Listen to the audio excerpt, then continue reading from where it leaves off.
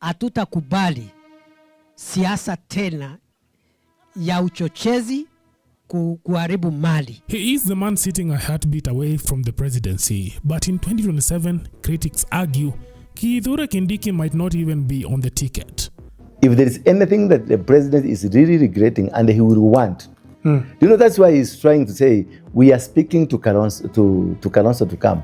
If Kalonzo agrees, this man will be removed by yesterday.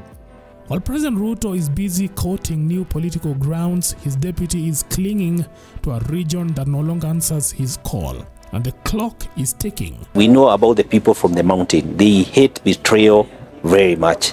And what happens and the events after the impeachment of Rigathi Gachagua, that amounted to a huge betrayal, not only to Rigathi Gachagua himself, but to the people of the mountain. And what they have done, they have solidified and they have come together. They have a cause. They have a running cause which is driving them towards the election of 2027.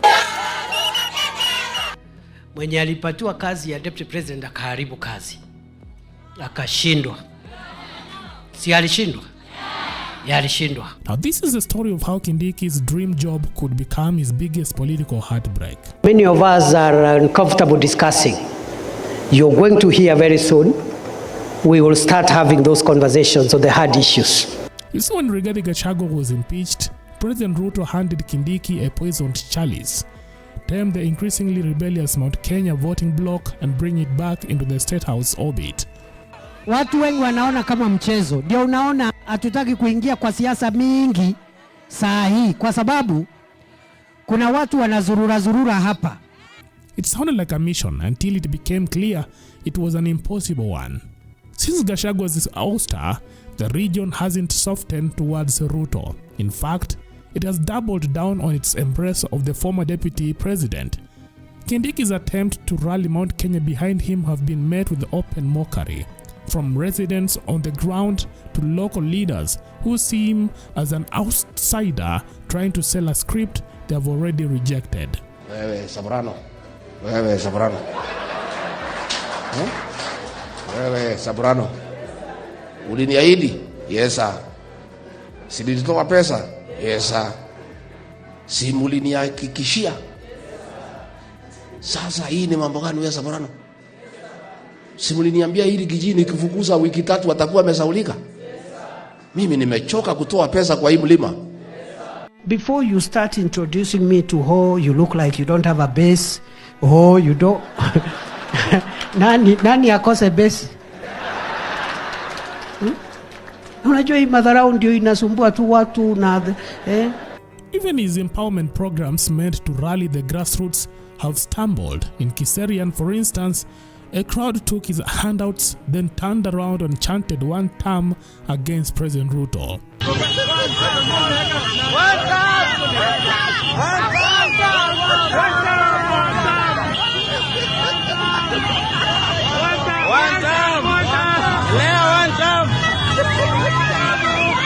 But that moment spoke louder than any speech, and his allies noticed. Kindiki alipopewa nafasi, tulijua hata sisi tutakuwa na power. Lakini Kindiki amepewa power, amekuwa weak. Mpaka Gachagua anasukuma president pale kwa kona. Kusunguka kupeana pesa sio kusukuma Gachagua. Political figures like Makarina have warned him that his position as Mount Kenya's point man is collapsing. And if he can't deliver, Ruto will look for a deputy who can. Kindiki kusukuma Gachagua ni kukaa Mount Kenya. Lakini nataka kumwambia Kindiki hivi na niambie Wameru. Wale wanaweza pea mtoto wenu wa India. Alipewa ile nafasi ndiye alete kura za hapa mlima, si za Kenya. Kama Ruto alimpea nafasi hiyo alete kura za Kenya, angeleta akina Njoo, angeleta akina Mudavadi, Kenya yote imewekwa pamoja, angeleta akina Ndwale. Pale yeye Kindiki anafaa awe na program. Nyumbani unabeba pesa ya nini kwenda na pesa nyumbani? Kwa hivyo kama uliamua umepea Kindiki Mount Kenya, Kindiki hataweza. Hata wale MP wako nyuma yake wanakundanganya. Sasa Kindiki Gachagua anaongea anaenda mpaka ng'ambo na Kindiki anazunguka hapa na mbali. What nini amefanya? Mtu ni profesa lakini anatumia watu hawampendi huyu bwana. And that shopping list, guess what, is already being written. Political insiders say Ruto's eyes are drifting towards vote-rich territories he has never been able to crack. For instance, Western, Ukambani, and the Nyanza region.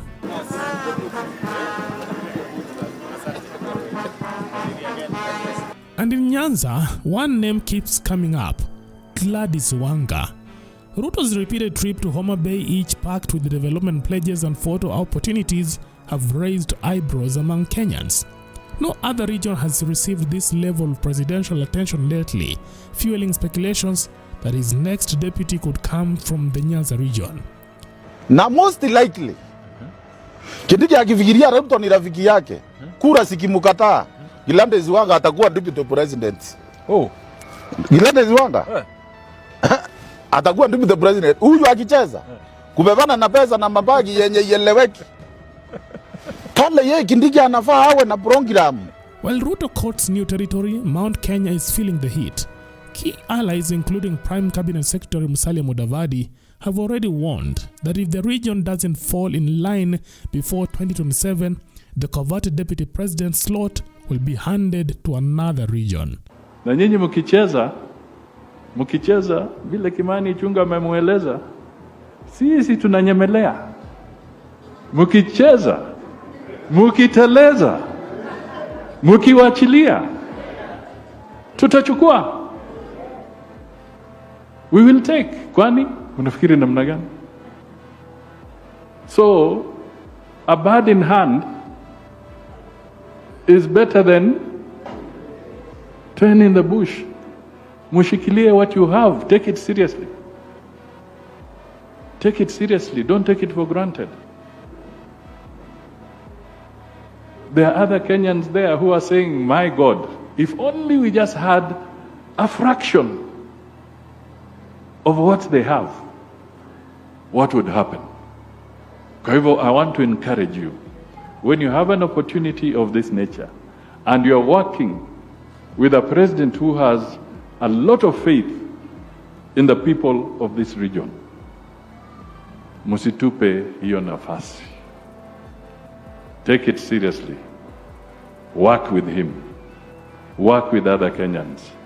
Na hapo ndio sisi tunasimamia. The David President amesema asitishwe kwa sababu yeye amepigana na Al-Shabaab huko Boni Forest. Was he there? He was wearing army combat. But just mpeleke huko Boni, mpige risasi mbili kwa hewa, atakunia kwa suruali. Atakunia kwa suruali. Take him there. Kapisto tu twa. You see what will happen to him. You want to say that compared to Gachagua, Gachagua is a seasoned administrator who has worked from a DO. He was once actually a paramilitary officer. All the DOs were trained to be paramilitary officer.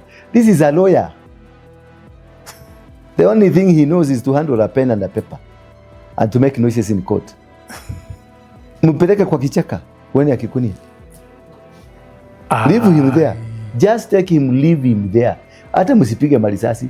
Mpeleke West Pokot na huko katikati, mseme watu wanapitanga hapa, alafu muhepe. Mutakuta amekauka. Mutafikiria amepelekwa kwa mogo, amewekewa dawa zile za mogo. Amekauka. Kauka.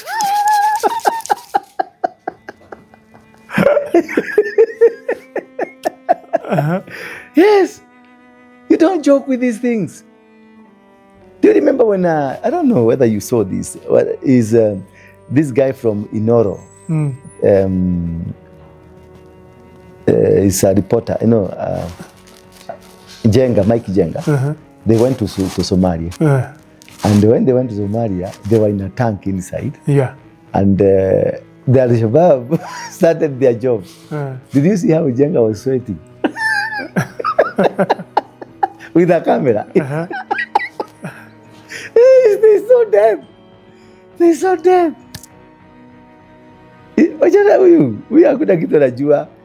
This man, wachana tu na yeye because he's earning, maybe he will have built his name, but he cannot even bring an MCA from his own village to the government. Do you feel that the president is impressed by what Kindiki is doing at the moment? The president is regretting. If there is anything that the president is really regretting and he will want, that's why he's trying to say, we are speaking to Kalonzo to come. If Kalonzo agrees, this man will be removed by yesterday. If Kalonzo agrees to go back to the government, Kalonzo will be the deputy president immediately because he can bring a few votes. So, from your own analysis, since Kindiki became the deputy president, he was sworn in as the deputy president, the expectation that the president had with him haven't been met. Completely. No, he didn't know. He underestimated the power of Wamunyoro. Wamunyoro made the president. The votes that made the president to become the president, it's Wamunyoro who really worked very hard. And this is what he forgot. Kindiki cannot bring even a hen. Hata kuku. Lakini unamdharau sana. Siku mdharau. There are people. If you put Kindiki here and you put Amburi Apuri, yeah? And the Amburi Apuri starts speaking, can Kindiki speak? You know Amburi Apuri? Yeah, I know him. He's very vocal in Yes. Meru. Can he speak? Well, Kindiki will start saying, I'm going to take you to court. You cannot accuse me in front of a national TV. I'm going to prosecute you. I'm going to take you to court. That's what he will say. He will not take in the insults. No, he will say, no, I'm going to prosecute you. Let's meet in court. And it was ulikuwa kwenye ulingo wa siasa. That is him. And then you expect him to bring you voters? To bring you anything? People are eating money. Even if me hata kama kesho nikisikia anaitana, nitaenda nichukue pesa. Nitakula. So ukiangalia whatever Kindiki is doing, people are going there because there is 50,000, 20,000, 10,000, 5,000. It's they call it an empowerment program. What empowerment program unafanya kwa ofisi? Na kuna mama, huyo ni mama, hao ni mama mboga. Si hapa tuko na mama mboga hapa chini.